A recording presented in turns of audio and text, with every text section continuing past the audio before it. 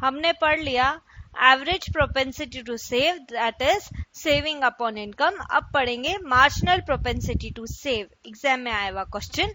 Marginal means additional और change. Saving change due to income. Income बढ़ेगी, saving बढ़ेगी. Income घटेगी, सेविंग घटेगी. सो सेविंग इज, यदि चेंज हो रही है तो it is change in income के कारण. So MPS is ratio of change in saving to corresponding change in income.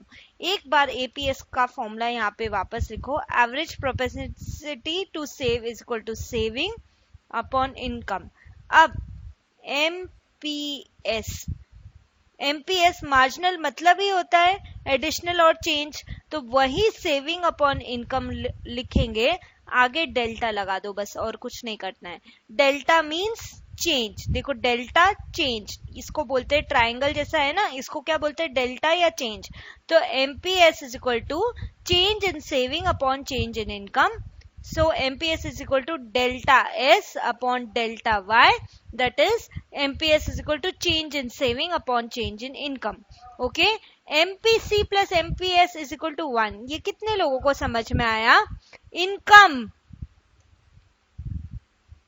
उसके दो पार्ट, कंजम्पशन और सेविंग. ओके, सो मैं बोलना चाह रही हूं MPC यानी कि ये कंजम्पशन का, MPC प्लस सेविंग का पार्ट MPS, दोनों इक्वल टू इनकम ही होगा, दैट इज इक्वल टू 1. और यदि मुझे MPS फाइंड आउट करना है तो सिंपल सा MPS इज इक्वल टू 1 और ये वाली साइड को इस साइड लेके जाएंगे तो MPS is equal to 1 minus MPC. That is what it is written. MPS is equal to 1 minus MPC.